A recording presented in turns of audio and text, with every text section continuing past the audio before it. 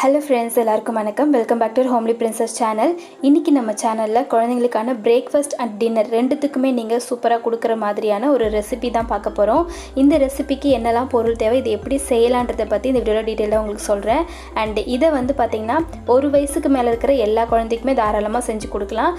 உங்களுக்கு இந்த ஷேப்பில் தான் ஊற்றணும்னு கிடையாது, நீங்கள் டிஃப்ரெண்ட்டாக கூட ஊற்றி கொடுக்கலாம். ஸோ இது எப்படி செய்யலான்னு பார்க்கலாம். அண்ட் நம்ம சேனல் நீங்கள் புதுசாக பார்க்குறீங்கன்னா மறந்துடாமல் சப்ஸ்கிரைப் பண்ணி வச்சுக்கோங்க. அண்ட் பக்கத்தில் இருக்கிற பெல் பட்டனையும் ப்ரெஸ் பண்ணிவிடுங்க. ஓகே, வாங்க வீடியோக்குள்ளே போகலாம்.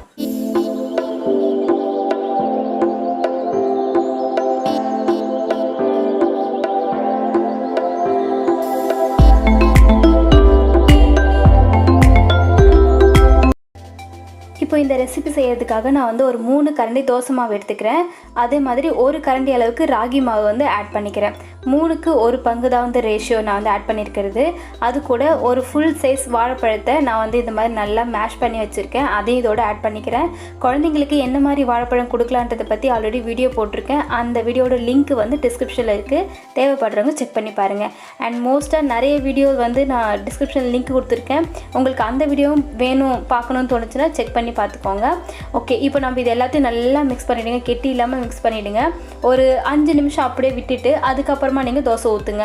ஸோ இப்போ பார்த்தீங்கன்னா நான் தோசைக்கல் ஹீட் ஆனதுக்கப்புறமா லைட்டாக நெய் ஸ்ப்ரெட் பண்ணிக்கிறேன்.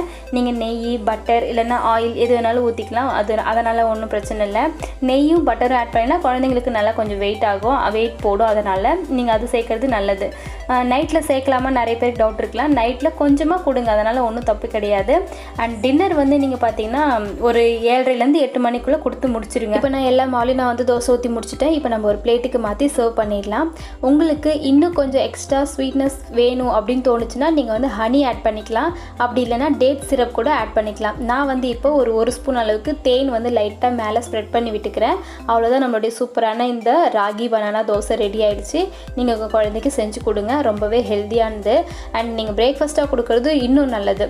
பிரேக்ஃபாஸ்ட்டாக கொடுக்க முடியல, நைட்டு டின்னராக கூட கொடுக்கலாம். அப்படி டின்னர் கொடுக்குறதா இருந்தால் 7:30லேருந்து 8:30க்குள்ளே கொடுத்து அவங்க தூங்க வைக்கிறதுக்கு ஒரு 1.5 மணி நேரத்துக்கு முன்னாடியே கொடுத்துருங்க டின்னர். எப்பயுமே இந்த ரெசிபின்னு மட்டும் இல்லை, எந்த ரெசிபியாக இருந்தாலும் குழந்தைங்க தூங்குறதுக்கு ஒரு 1.5 மணி நேரத்துக்கு முன்னாடியே டின்னர் கொடுத்து முடிச்சாதான் அது செரிக்கும், நல்லாவும் தூங்குவாங்க.